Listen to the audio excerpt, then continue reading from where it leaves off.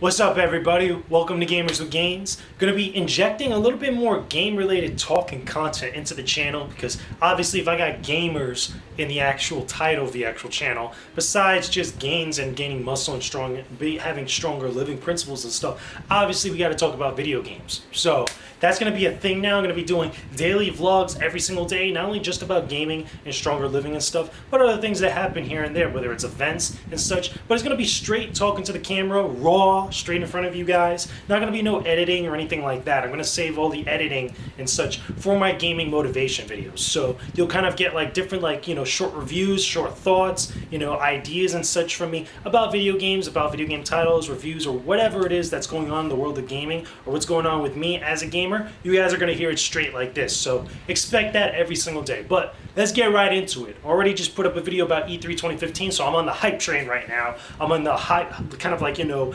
on the rollout with some motivation going on. So let's talk about some video games. Let's talk about a new one that just came out yesterday. No, I'm not talking about Batman Arkham Knight because I haven't played it yet. Blah. Okay, which I will, by the way. I'll be actually checking out at some point and giving my thoughts on the matter. But let's talk about another one that actually came out yesterday as well. Let's talk about Devil May Cry 4 Special Edition. These are my thoughts and kind of like my pseudo review, or discussing my review, I should say, about Devil May Cry 4 Special Edition. I did a review of it, a written review on thecoalition.com, which you guys can check out in the description box below. I gave it a 71. The reason why I gave it a 71, I'm going to kind of discuss right now. So, Devil May Cry 4 Special Edition. One of the main things that you guys got to understand is that it's not really truly a special edition as what some may believe. Because when I hear special edition, I hear something a little bit much more kind of like gone out of its way, extra content, a much more bigger, better polished look than the original release and such, which this game actually hits all those bullet points, but I feel there wasn't enough actual content, enough stuff in there to make the game feel like a true special edition. Here's what I mean. Usually when it comes to re-releases now, especially in this day and age, there usually comes with a certain kind of like benchmark or certain kind of like pedigree when it comes to releasing a little bit more extra content and kind of like giving more to the player that may have already bought the game previously in the previous generation or previous release or whatever have you, like that. For Devil May Cry 4, pretty much you get the exact same game that what it was in the original Devil May Cry 4 back on PlayStation 3 and I believe also Xbox 360. Basically, you play as Dante and Nero, and you have this kind of like story that plays on. I'm not going to spoil it for you guys and whatnot, which I'll try not to spoil it as I talk. But basically, there's a whole bunch of different story plot points that happen after the events of Devil May Cry 2 in the timeline. If you guys don't remember and you guys don't know what I'm talking about, Devil May Cry 3 is actually a prequel to the entire series, to the original Devil May Cry. So it kind of pulls a Metal Gear Solid where you got Metal Gear Solid 1 and 2, and then 3 goes back in time, and then 4 jumps right back in, the continuity of the timeline. So Devil May Cry goes through a similar kind of thing. With this one, though, in the special edition release of Devil May Cry 4, you actually get an assortment of new characters to play as well as also kind of like neat little Easter eggs here and there. What I mean by that is this. You get to play as Dante's brother Virgil, who, if you guys haven't already been following the actual timeline and such, we saw some stuff happen to him in the previous Devil May Cry games, but he shows up again in this game, and you actually get to play as him, and he gets his own fighting style, his own unique moves and such. You also get to play as Trish and Lady. Trish is the woman from the original Devil May Cry that is kind of like, I guess, a carbon copy or kind of like a pseudo copy of Dante's mother. And then Lady is one of the characters that you meet in Devil May Cry 3 who has this big gap of absence throughout the entirety of the Devil May Cry series because, again, she wasn't created back then. But since Devil May Cry 3, there's been whatever's been going on with her, she finally shows up in this game here, and you get to play as her, which is all cool and dandy. And then, of course, you get the other extra mode, which is the Bloody Palace mode, which also was in the original Devil May Cry release, Devil May Cry 4 release, but you also get some extra costumes specifically for Lady and Trish. I don't know if you necessarily get extra costumes for Virgil. Again, I have to kind of finish up like some of the story mode stuff and the different modes and the missions and things like that, but I'm pretty sure you also get some extra costumes with him. So here's my thing, though.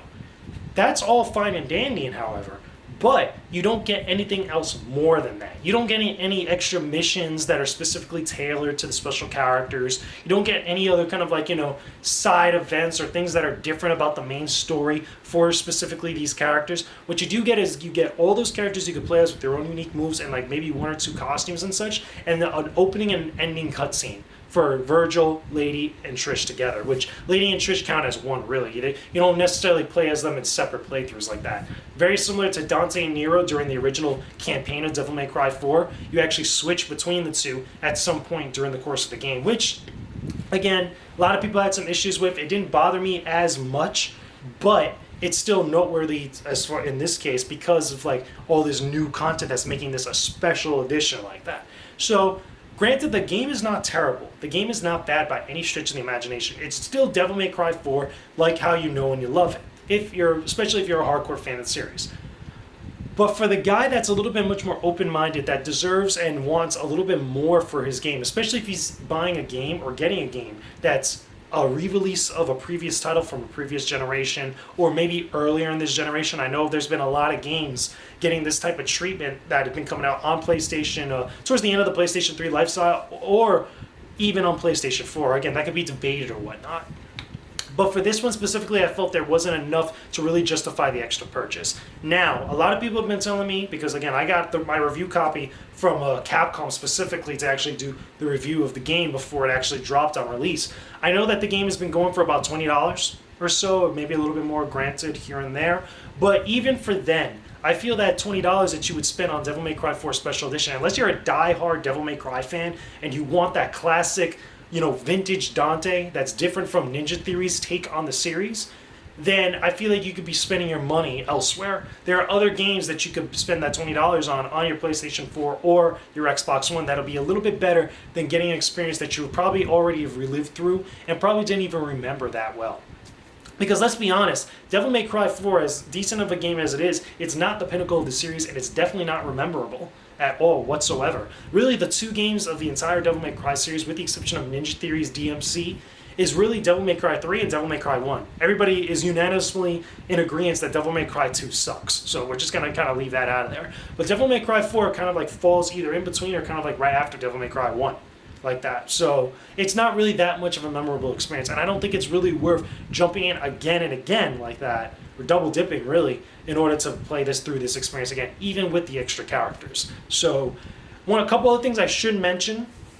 There are still the same exact problems that were in the original release of DMC4 that are now present in the special edition. None of the problems with the camera, none of the problems with the hitboxes on the enemies have been adjusted or have been tweaked for the next gen release, the PlayStation 4 and Xbox One release. And pretty much there's no real extra new enemies or anything else like that. There's nothing else brand new about this game other than the characters. It just feels like all these characters and all this extra stuff that's coming with the special edition for PlayStation 4 could have been added on as DLC.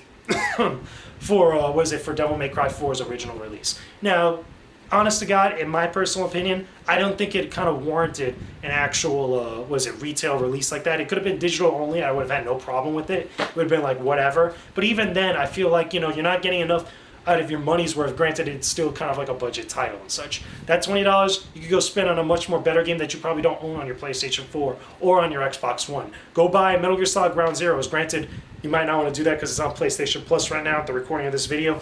Or Killzone Shadowfall if you didn't already buy that for your PlayStation 4. That's less than $20 as well. Brand new experience, continuation of a series that's already been established. But that's just my opinion, guys. If you want to check out my full review of the game, go to the description box below, click on the link over to thecoalition.com. It has my full review on there. Again, I gave it a 71, and I kind of went into much more detail than what I did now. But just my thoughts, guys. Leave your comments and opinions in the comment section below. Send me your questions. That way I can answer them on a video for you guys. Any sort of questions about gaming, about stronger living principles, about weightlifting, about competitive gaming, about E3 2015 that just happened recently. Put it in the comment section below, and I will talk to you guys again soon.